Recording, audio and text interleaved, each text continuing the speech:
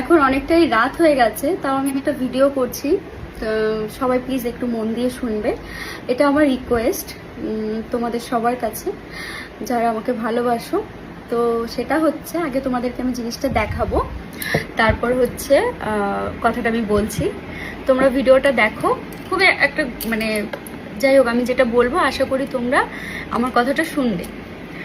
তো সেটা হচ্ছে, একটা ফেসবুকে তো ঝামেলা আর কি জড়িয়েছি, যেটা তোমরা সবাই জানো।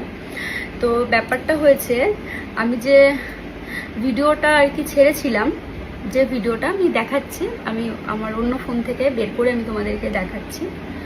নেটটা বন্ধ রয়েছে তো সেই জন্য ইয়ে হচ্ছে না, মানে সরছে না। তো সেটা হচ্ছে, আমি ভিডিওটা আগে দেখাই, নাহলে তোমরা বুঝতে পারবে না।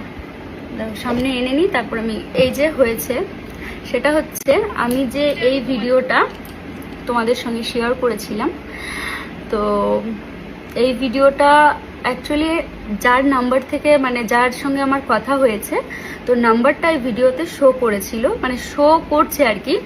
তো এখন করছে না, কিন্তু গত দুদিন ধরে করছে। ওকে ভীষণভাবে ডিস্টার্ব করা হচ্ছে তার, যেহেতু এখানে একটা ফোন নাম্বার পাবলিক হয়ে গেছে, খুবই খুবই কষ্ট করে আর কি দেখা যাচ্ছে। তখন আমার মানে মাইন্ড একদমই ফ্রেশ ছিল না, তো আমি অত কিছু খেয়াল করিনি।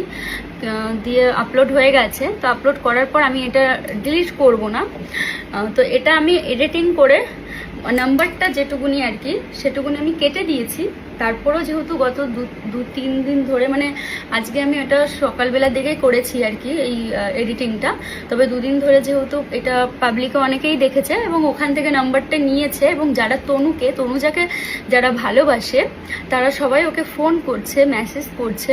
তো দেখো, দিনে যদি অনেক কটা ফোন আসে, সেটা সম্ভব নয় রিসিভ করা, কথা বলা। জানি ওকে ভালোবেসে ফোন করছো, ও যেটুকুনি পাচ্ছে তোমাদের সঙ্গে কথা বলছে, কিন্তু ঘন্টার মানে যদি 10 মিনিট 5 মিনিট অন্তর অন্তর ফোন আসে, সেটা কিন্তু ধরা একদমই সম্ভব নয়, যেহেতু সংসারে অন্যান্য কাজ থাকে। তো সেটাই আমি বলতে চাচ্ছি যে আপাতত নাম্বারটা তোমরা দেখতে পাবে না, এখন যারা ভিডিওটা দেখবে তারা নাম্বারটা দেখতে পারবে না, কারণ আমি হচ্ছে এডিটিং করে ওটা ঠিক করে দিয়েছি। কিন্তু তনুজা আর কি হচ্ছে গিয়ে দুদিন ধরে ডিস্টার্ব হচ্ছিল, কিন্তু আমি কিভাবে এডিট করব আমি বুঝে উঠতে পারছিলাম না, এবং আমি ভিডিওটাও ডিলিট করতে পারছি না।